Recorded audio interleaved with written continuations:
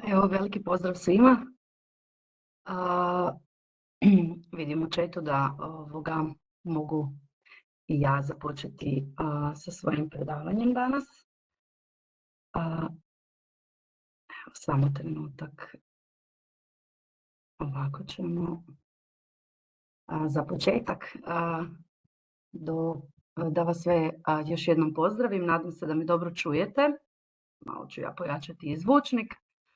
Evo, veliki pozdrav od mene. Moje ime je Kristina Čobanković. Učiteljica sam razredne nastave u osnovnoj školi Julija Benišića u Iloku i danas ćemo zajedno malo proći nama svima vrlo poznati alat PowerPoint, s tim da ćemo se više fokusirati danas na, ajmo reći, nekakve male trikove i možda neke manje poznate mogućnosti koje možete sa svojim učenicima odraditi u razredu.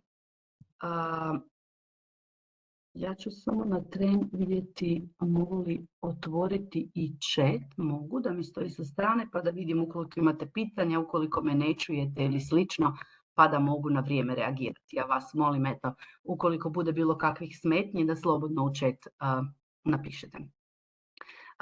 PowerPoint nam je svima jako dobro poznat. On je jedan od najkorištenijih programa za izradu prezentacija. Nalazi se s ostalim aplikacijama kao dio Office 365 paketa. Svi vjerujem da znamo da se on koristi za izradu i prezentiranje, to jest dizajniranje prezentacija koje su osmišljene kako bi vizualno određenoj skupini ljudi prezentirali određeni sadržaj. Vjerujem da ste ga svi koristili nekada barem u svom radu i nadam se da ćete danas možda upoznati, ponoviti ili možda čak i naučiti neke finese koje možete koristiti u ovom programu koji naravno služi za izlaganje na temelju takozvanog slide showa. Ja ću s vama sada onda odmah podijeliti jednu praznu prezentaciju. Malo ću si ove stvari koje mi smetaju skloniti i smanjiti s ekrana. Evo ga. Ja bih zapravo počela danas od izrade digitalnog lika u PowerPointu. Zašto od toga? Zato što mi nekako se čini da je to, ako ne za vas, onda sigurno za vaše učenike vrlo zanimljiva aktivnost koju možete odraditi na samoj nastavi. Znači, ono što ću vam sada pokazati je vrlo zanimljivo odraditi svim učenicima od 1. razreda osnovne škole. Znači, mogu se i oni poigrati i korak po korak uz vas, vaše vodstvo, naravno, odraditi i izraditi svoj digitalni lik. Digitalni lik ćemo, ovaj prvi primjer, odraditi korištenjem oblika, s tim da ćemo koristiti najviše ovaj tu oblik. On će nam nekako, ajmo reći, biti danas najvažniji, baš zato što ga možemo jako dobro oblikovati. Kada ubacimo ovaj lik, vidite ovu tu žutu točkicu. Pomoću nje vi ćete ove vrhove puno lakše zaobliti. I znači, vrlo je jednostavno, mišem prolazite i oblikujete lik onako kako to vama odgovara. Sada kada smo dobili ovaj oblik koji nam odgovara za glavu, idemo na ispunu oblika i izabrat ćemo neku, ovako što bi djeca rekli, kožnu boju. I pod kontura oblika, ono što se nalazi odmah ispod, izabrat ćemo bez konture. Evo ga. I dobili smo za početak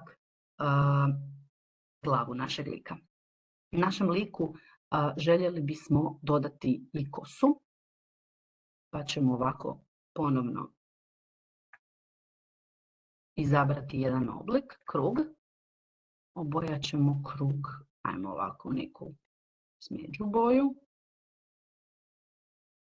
Konture vam ovdje mogu poslužiti i ne trebaju, ja ću ih maknuti. I stavit ćemo preko ove naše glave. Desnim klikom biramo premjesti u stražnji plan i naštimamo si ovako neku kosu. Treba nam još tih oblika. Ponovno biramo krug i CTRL-D, što znači duplicate, dupliciramo si sada koliko nama treba ovih oblika. Evo, ajmo reći, ovako ćemo ih nekako smanjiti. I dupliciramo, vidjet ćemo koliko nam treba. Idemo pokušati napraviti kosu. Ja ću se ovako malo poigrati i staviti kosu ovako na jednu stranu ovoj gospođici. Treba će nam još.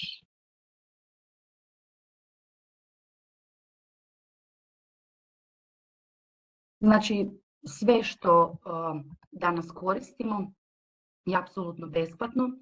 Dostupno je i vama i vašim učenicima na svim školskim računalima, tabletima, laptopima, pomagalima, zato što se u sklopu Office 365 paketa škole HR nalazi besplatno, te vaši učenici znači imaju pristup istome bez ikakvih problema, ne morate se boriti s instalacijama, traženjem aplikacija, preuzimanjem aplikacija i sl.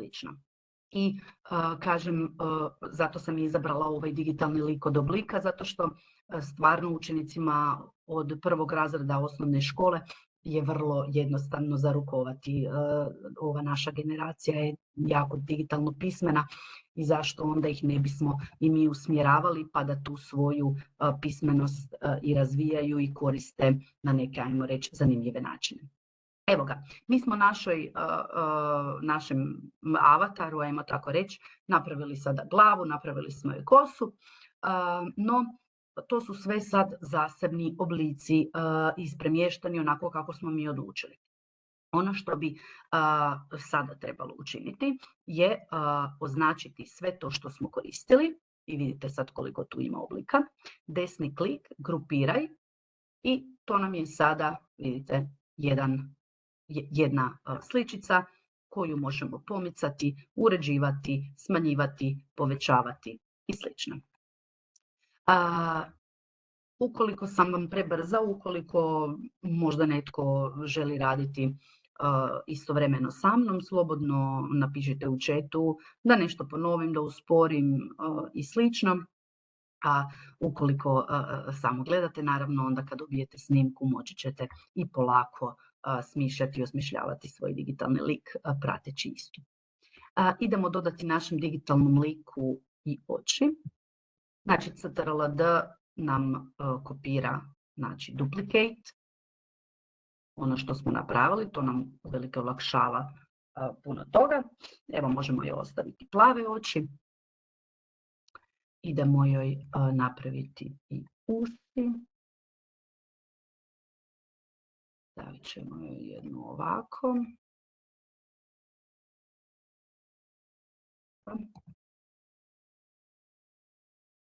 I jednu ovako.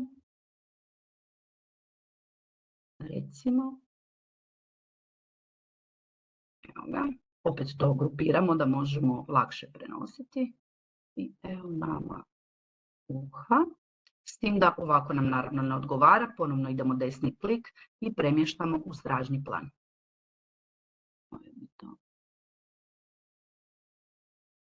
Evo ovako možemo nekako. Treba nam i nos. Ponovno biramo ovaj naš oblik. Zaoblimo ga.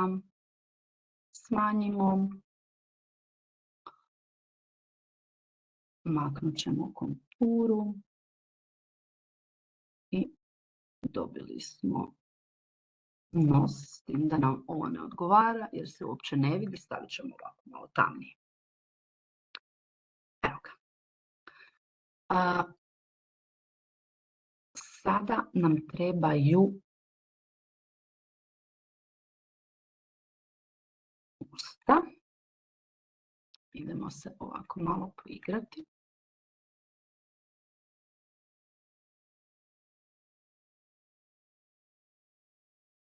Označimo oba dva oblika.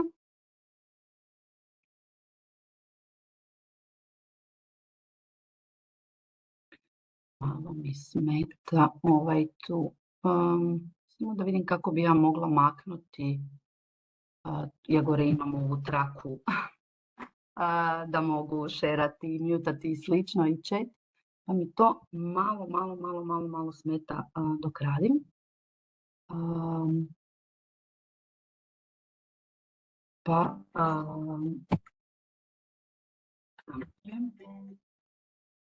ćemo vidjeti kako bi ja to mogla maknuti. Možda bi mi trebala malo pomoć oko toga, samo tren da ja tu baš ne ugasim se. Evo ga, uspjela sam. Ok, možemo nastaviti. Samo tren. Ok, možemo sada normalno nastaviti.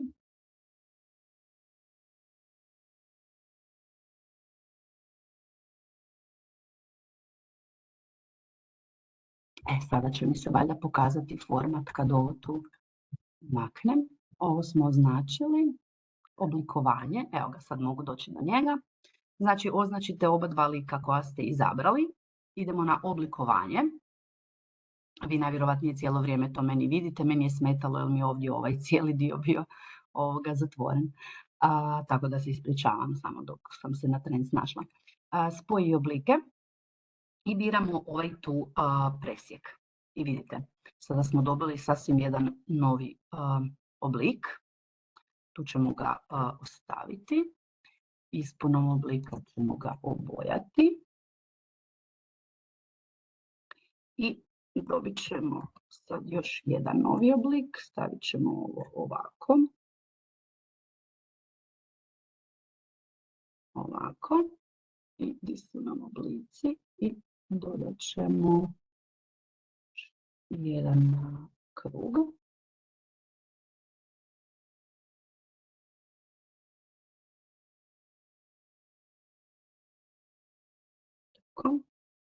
Krug ćemo staviti ovako ovdje.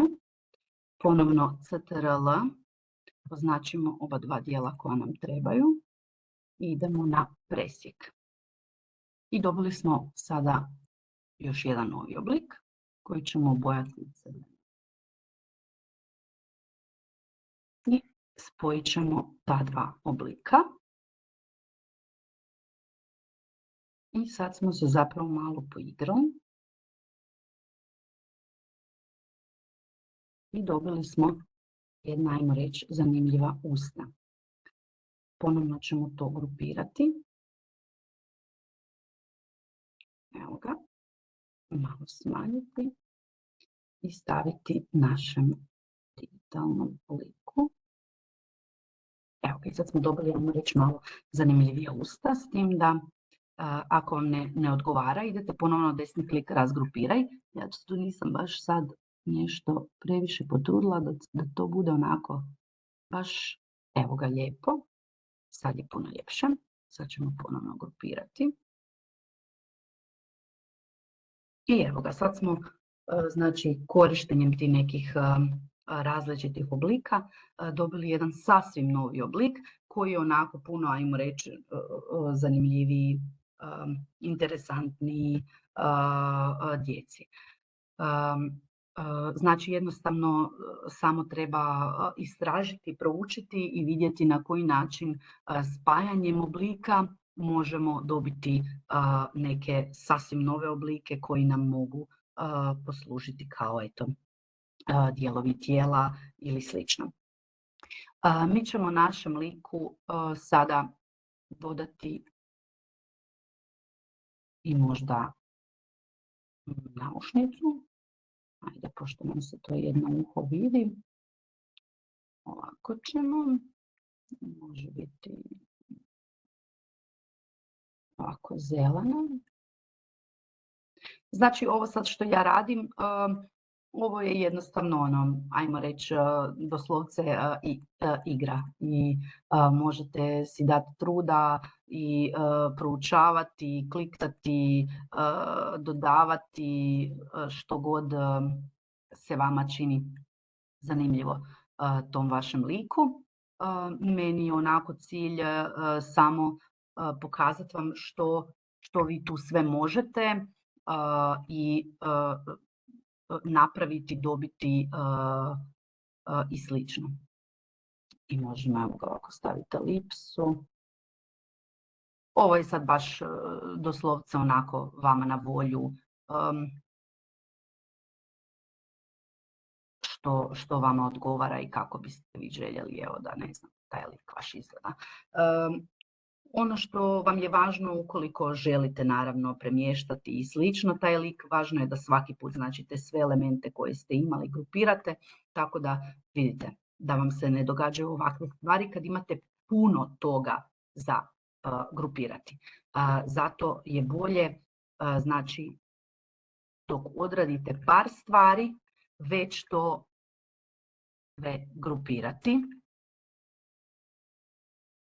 Malo mi miš zeza, evo ga. Jer kad imate previše toga, onda će vam biti teže, vidite, sve to označiti. Znači, čim napravite dio po dio, treba ih grupirati. Jer, evo, dogodi se ovo, sad ćemo morati, jer nam je uho otišlo naprijed, a ne želimo ga naprijed. Znači, lakše vam je takve sitnice napraviti dok imate, evo ga, korak po korak, nego kasnije kad imate puno previše tih oblika. Idemo vidjeti, jesmo sad uspjeli, ostaje još jedan. Evo ga. I s našom glavom smo gotovi. Idemo joj ovoga brzinski dodati tijelo, da se s ovim sada puno ne zamaramo i da vas puno oko ovoga ne zadržavam, jer ste, ja mislim, shvatili poantu. I kažem, koliko je ovo zanimljivo, na primjer, i meni, ne znam koliko vama, toliko je uistinu zanimljivo i učenicima i oni u ovome apsolutno uživaju i vjerujte mi da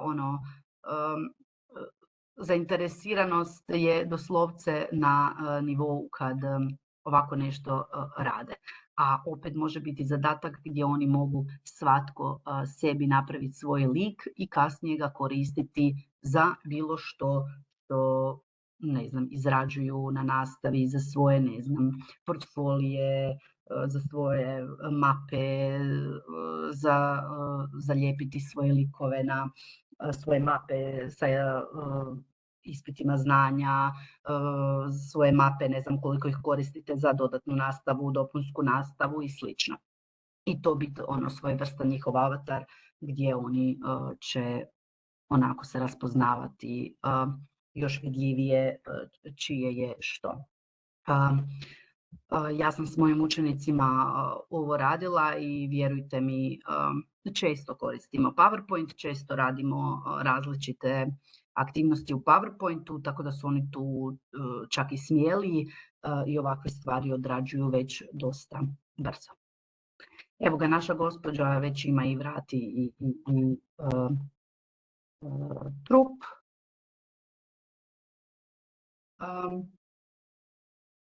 I sad ponovno možemo naravno se ovdje igrati, dodavati ruke, noge i slično.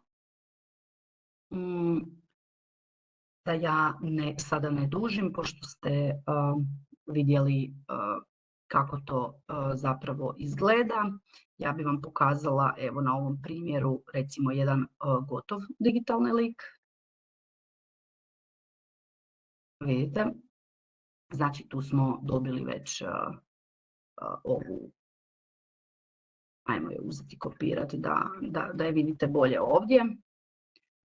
Ovu jednu gospođicu, vrlo je eto slična i ovoj koju smo zajedno pravili i naravno ukoliko ju želimo uređivati možemo ju naravno razgrupirati kao što vidite i uzeti recimo i ovoj našoj, da ne moramo sad ponovno sve praviti, ruke, stavit ćemo joj u stražnji plan, obojat ćemo je da bude ista. Pardon, malo mi više zeza. Moramo je staviti druge boje da nam bude ista.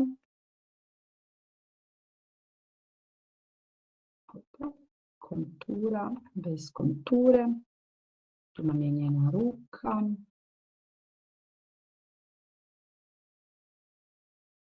Ćemo vidjeti koliko ćemo. Evo ga. Moramo je ovaj dio obojati u drugu boju. I evo ga. Znači, dovoljno vam je praktički napraviti ovako jednu stranu i onda si to duplicirati, da ne morate sve ponovo. Evo ga, uzmemo je, dupliciramo, okrenemo je na stranu na koju nam odgovara. Evo ga.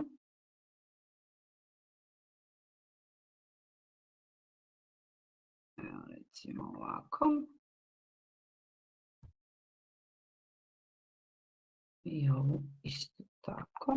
Sad ovo možete također preslikavati s jedne strane na drugu i slično.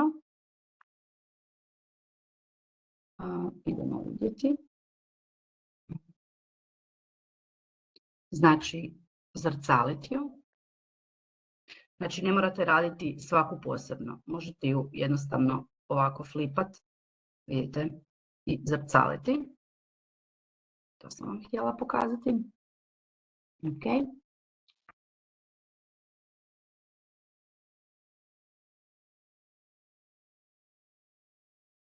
Znači, jednostavno sam pripremila taj jedan lik, baš iz tog razloga da nisu možda svi toliko vični i zainteresirani možda ovo izrađivati sami, pa da ne provedemo apsolutno cijeli webinar na samo o ovakvoj stvari, a one koje zanima, oni mogu se naravno potruditi i to sami proučiti, odraditi i slično. Evo ga, sad kad imamo ovo, onda ćemo iskoristiti.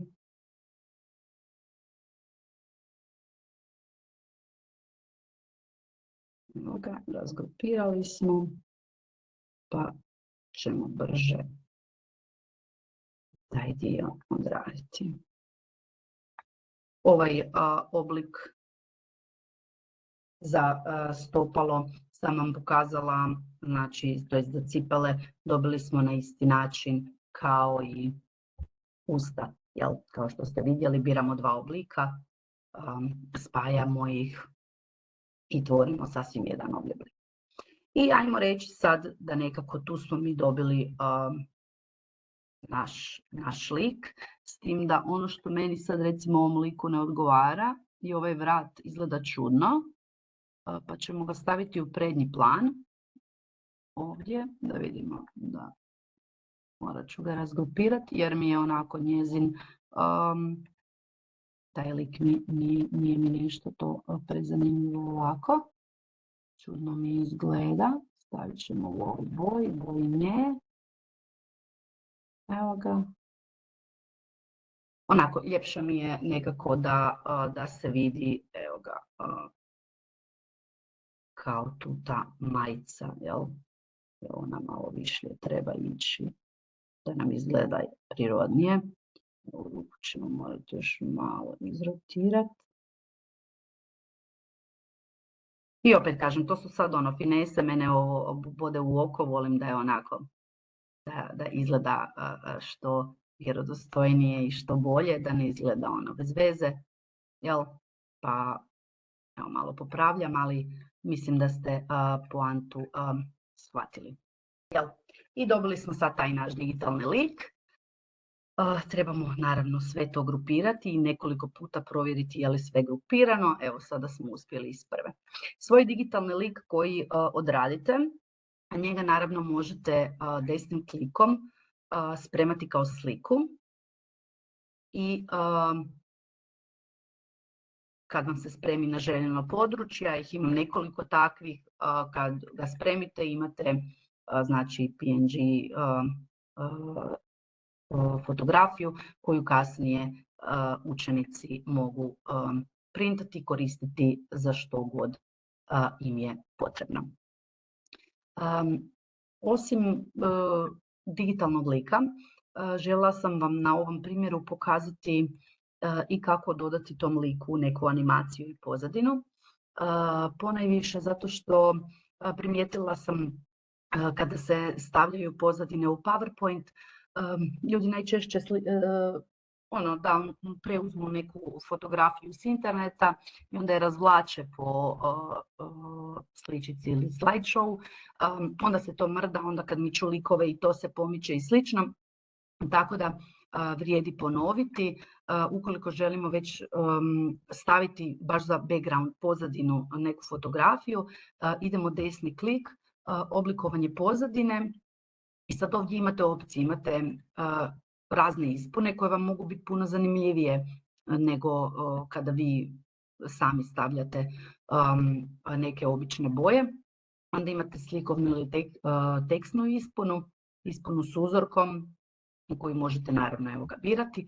Nama treba ova slikovna, jer bi ja ovoj gospođici dodala fotografiju škole, kao što vidite, i sad ona je tu meni u školi. Ja mogu sad tu ispunu uređivati, znači mogu joj dodati nekakvu prozirnost, ovisi koliko želim. Znači tu gotovu fotografiju, koju sam naravno besplatnu fotografiju preuzela s interneta, koja dozvoljava preuzimanje. Ja sad sebi, prilagođavam tu prozirnost. Meni je to dovoljno, evo ga, za sada. Ja bih htjela da bude ovako malo svjetlija. Ali isto tako, kada kliknem na moj lik, mogu i taj lik uređivati. Ono što je meni zanimljivo kod tih likova je pretvoriti ga u 3D. Znači, kad izaberemo 3D oblik, kada izaberemo 3D oblik, biramo ovako ove opcije. Evo ga, na primjer, meni ovako odgovara.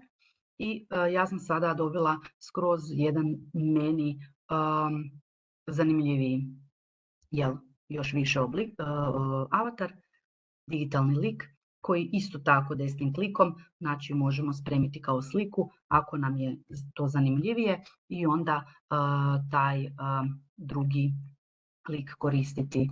Evo ga, sad nam ova gospođica izgleda ovako, čak onako i možda zanimljivije, ljepše i slično. To su sad preference vaših učenika, vas kad birate, radite što god. Evo ga. Ok, napravili smo ju. Samo da ja posklanjem sve što imam. I sad, ukoliko želimo, na primjer, sad je to, ajmo zamisliti, nekakva učiteljica i ona tu dočekuje svoje prvašiće za školu ili radite prezentaciju za roditeljski sastanak, pa se želite pojaviti u prezentaciji.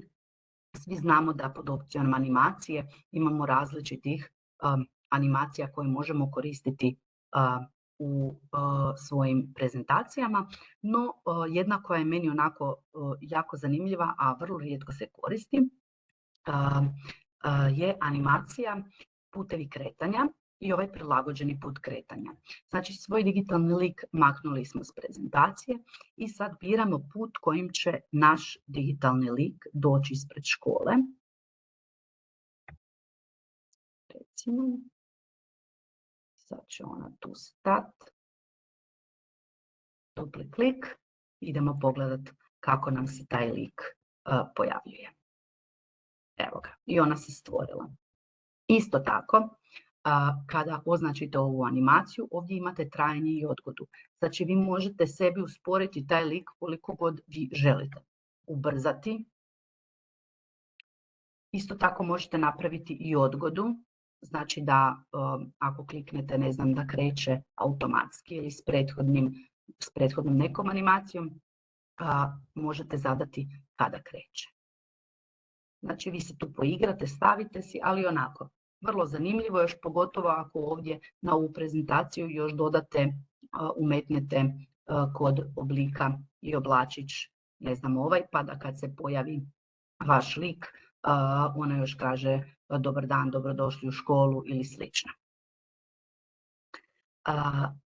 Evo ga, što se tiče ovog oblika, to je to. Ono što sam vam ja, digitalnog lika, ono što sam vam ja htjela još pokazati su digitalni likovi koje možete opet sami izrađivati koristeći sve druge opcije PowerPointa. Znači ne morate koristiti ove stroge oblike, možete koristiti krivulje, možete koristiti strelice, zaobljene i slično. Ali to vam neću sada korak po korak pokazivati kako, nego sam vam odlučila samo pokazati kako, na primjer, taj neki lik izgleda, na primjer ovaj. I kad si izradite te vaše digitalne likove, naravno spremite si ih i možete ih na ovaj način koristiti i dodavati u svoje prezentacije. Jednom ih izradite i to vam je, ne znam, dovoljno da ih imate i koristite. Ili pak s cliparta skinete, uredite, dodate i imate svoje digitalne likove. To bi bilo to što se tiče izrade digitalnog lika iz nule, koristeći opciju oblici. A ja sam vam željela pokazati i neke dodatke, što se, kad pričamo o digitalnim likovima, sad samo da ja ovo opet nekak sklonim, kako da dođem do ovoga, samo tren. Ajde, otvorit ćemo ovu prezentaciju jer mi ovo smeta. Osim, znači, digitalnog lika koji možete sami odraditi na ovaj način kako sam vam ja sada pokazala, u online verziji vašeg PowerPointa možete skinuti i dodatke. Ja ću vam preporučiti 2 dodatka koja možete skinuti i uz njih poboljšati onako vizual vaše prezentacije. Ja se nadam da vam ne smeta, ja se borim s ovim mojim chatom i sve slično, iako ste mi jako tiho u chatu, ja ga premještam stalno lijevo desno, evo mi smeta. Nadam se da me uspijevate pratiti, nadam se da vam je zanimljivo, nadam se da ukoliko vam nešto nije jasno, da ćete biti dovoljno odvažni i pitati. Kada nam ne odgovara ovaj oblik slajda, uvijek idemo desni klik na layout, biramo u mom slučaju ovaj prazan i sada u naš prazan tu sličicu na hrvatskom ili slajd idemo dodati jedan digitalni lik. Znači, idemo na insert i vidjet ćete da imate opciju add-ins. Znači, ovo imate samo u online verziji. I biramo Pixton Comic Characters. Dodajemo ih. I krećemo s izradom našeg digitalnog lika. Znači, ja se danas ovdje baziram na to kako direktno u PowerPointu izraditi avatara. Znači, ja vjerujem da mnogi od vas znaju za mnoge zanimljive aplikacije u kojima možete izrađivati digitalne likove, naravno spremiti ih i onda ubacivati kao fotografiju u PowerPoint. Ja sam se danas ovdje bazirala na to kako ne izlazeći iz PowerPointa, znači direktno unutar PowerPointa odraditi nešto, kao što sam na početku i rekla, baš zato da vaši učenici ne moraju lutati bespućima interneta, tražiti kako šta di, nego na jednom mjestu odraditi sve. Znači biramo si tu sad tip sebe, kao i u svakoj, ako ste do sad koristili slične aplikacije, birate kosu, boju kose i slično. I onog trena kada izaberete kako će vaš lik izgledati, ja sam sad na brzinu izabrala, jednostavno kliknete i izaberete pozu u kojoj želite da se vaš digitalni lik pojavi. I evo, nama se pojavila ova gospođica na ovaj način i vi nju naravno sada možete koristiti, uređivati i slično na mnoge načine unutar svog PowerPointa. Možemo joj dodati i pozadinu kako smo danas učili. Da vidimo, možemo i njoj dodati, a možemo nju staviti na plažu. Evo ga. I ono što je u online verziji jako zgodno je to što vam se automatski otvara ovaj dizajner. Znači njega imate u toj vašoj online verziji i on vama nudi, evo ga, odmah različite načine na koje možete dizajnirati svoj slajd. Znači možete, kao što smo do sad naučili, umetati fotografiju, a možete i koristiti ovaj dizajner, vidite, i birati što želite s vašom, evo ga, s vašom prezentacijom. Znači on ima već te neke gotove oblike gdje vam nudi gotove dizajnove, gdje vam nudi što i kako raditi u PowerPointu. Neki su super, nekad se trebate pozabaviti, poigrati malo i potražiti što bi vama bilo tu najzanimljivije. Naravno, svaki od tih dizajnova koje izaberete u dizajneru možete još dodatno urediti sve prema svojim preferencama. Jel? Recimo da nam ovo ne treba. Kao, na primjer, ovako, ovaj bi nam bio zgodan kao prezentaciju. Ne znam. To neće. Znači, to se zove Pixton Characters, a osim Pixton Characters, kad se radi o edinsima, ja bi vam još možda i ove Pickit Images preporučila. Oni su vam jako zgodni za, na primjer, pogotovo kad vam trebaju ove neke ikone, kad umećete u prezentacije ili clip artove, pa da ne morate tražiti po internetu, možete ovako si ubaciti na vrlo brži način, besplatno je, možete koristiti unutar PowerPointa, recimo, i onda dodavati bilo svojim likovima, bilo, evo ga, na primjer. Znači sve unutar jedne aplikacije, ne morate otvarati nove tabove, pretraživati i slično. Eto, ako nekom treba ponoviti, ovdje tu vam piše koji su to dodaci koje sam ja koristila danas kako bi obogatila ovu svoju prezentaciju. Osim ovoga, mislim da vam je svima dobro poznat Bitmoji. Bitmoji također trebate naravno besplatno kupiti, postaviti i onda, ajmo recimo, evo ga, koristiti i ubacivati u svoje prezentacije. Evo ga.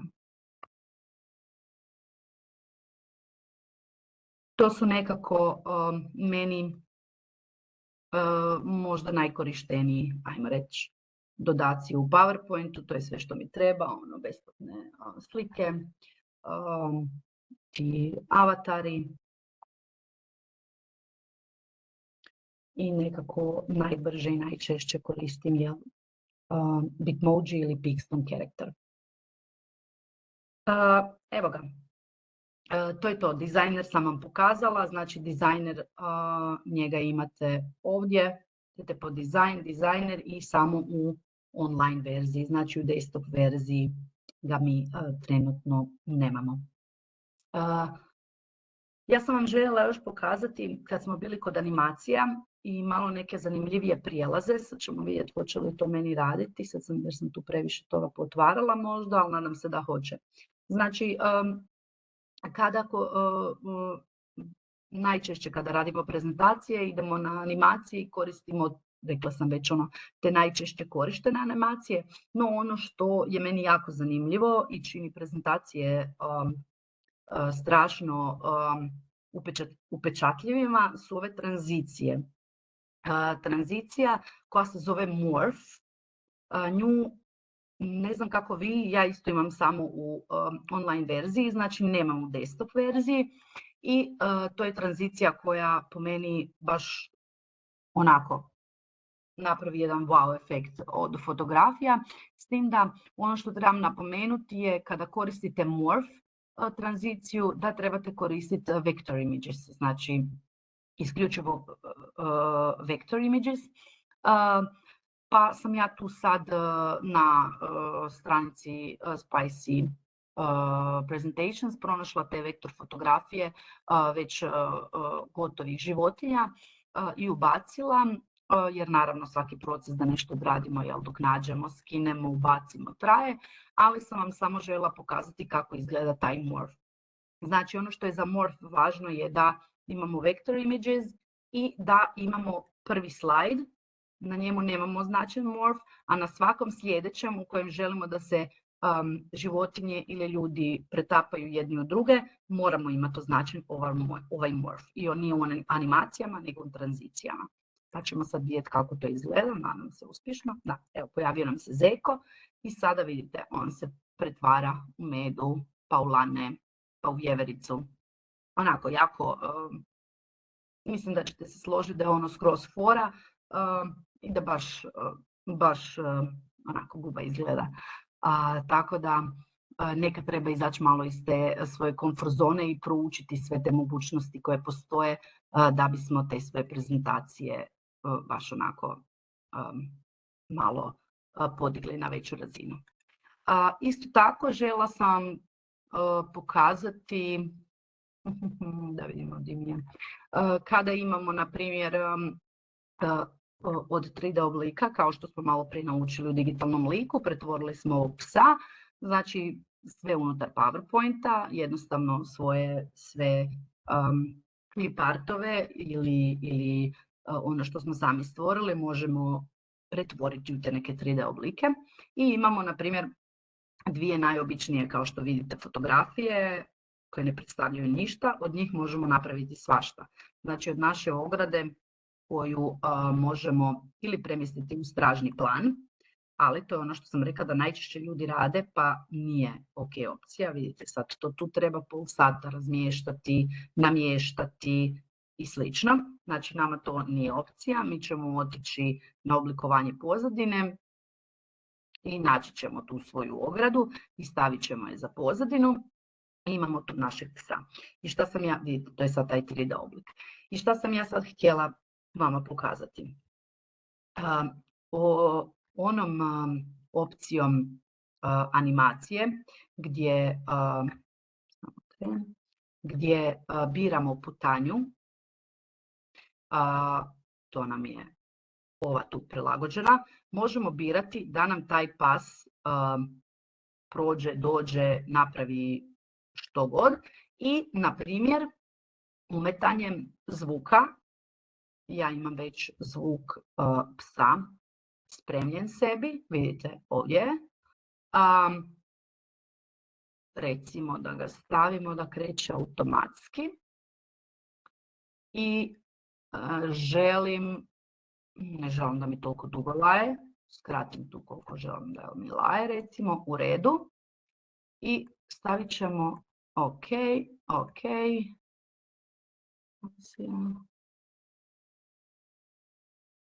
s prethodnim i sad će pas i zvuk krenuti u isto vrijeme. Jel? Ću vam pokazati kako to izgleda. Sve sam si ja to već pripremila. Ja mislim da vi sad jedino nećete čuti to. Znači, stavili smo, vidjeli ste da sam psa ovako skakala. Znači da se on pojavi. Sad on kao nama tu laje i skakuće. Ja sad nisam sigurna, baš me zanima, jeste li vi to možda čuli lajanje? Možda mi neko, ako prati pažljivo, može i u chatu napisati čuje li se.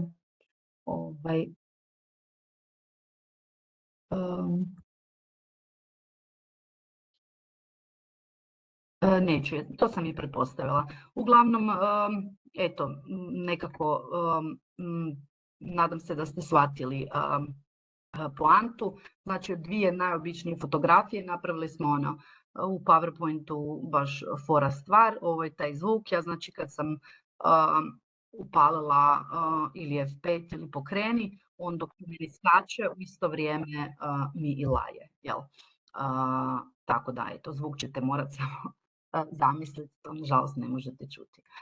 Ali sam željela eto i pokazati vam kad smo već tu i na koji način umetnuti zvuk i kad ga umetnete da vi s tim zvukom možete manevrirati, jel? Možete ga oblikovati, možete ga skraćivati, proširivati, postepeno pojačavati, smanjivati i slično.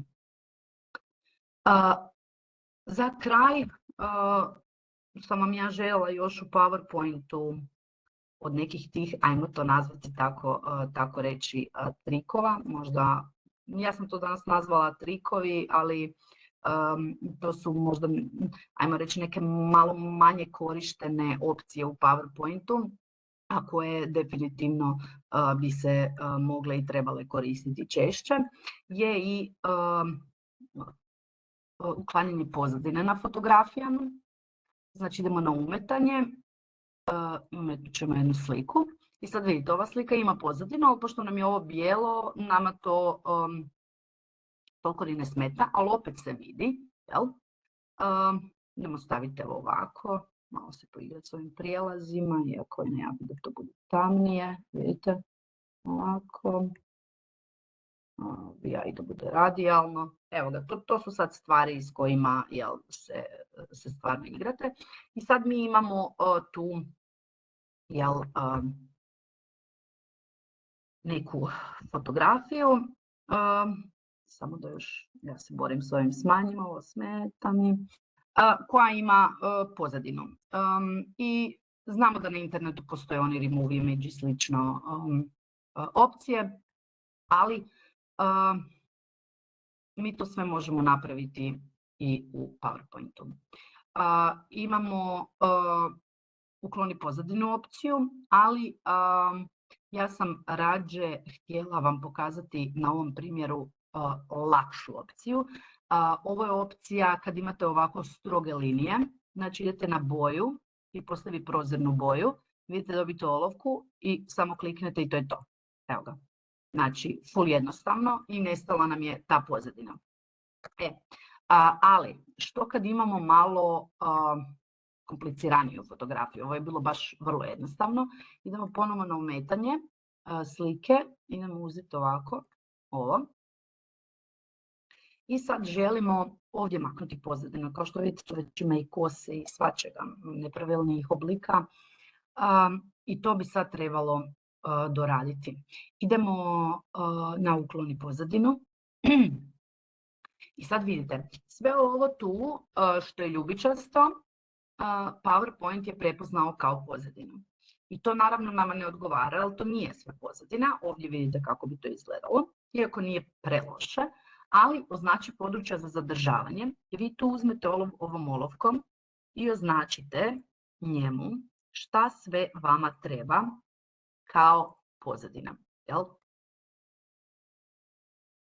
Šta vama treba sve ostati, jel?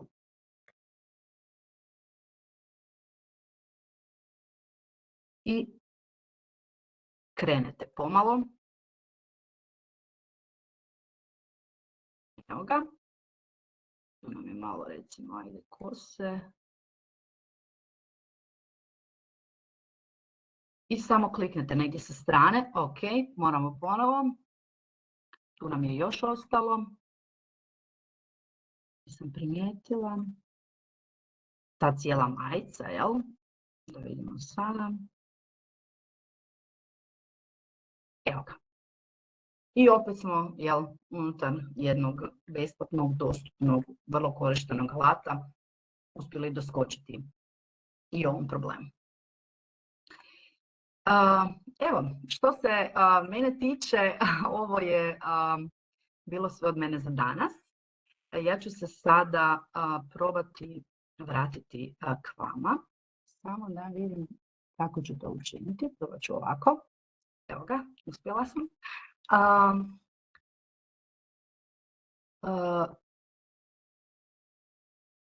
Sad vidimo, nešto ste pričali, ne čujemo. Sad sam tek to vidjela. I još uvijek me ne čujete ili... Kolegica Anita, napisali ste ne. Aha, vezano za psa koji laje. Ok, hvala. Ja sam mislila da me sad pred kraj možda zablokiralo ili nešto. Puno hvala moderatoru, jasno mi je. Evo, ja se nadam da ste danas barem nešto novo naučili.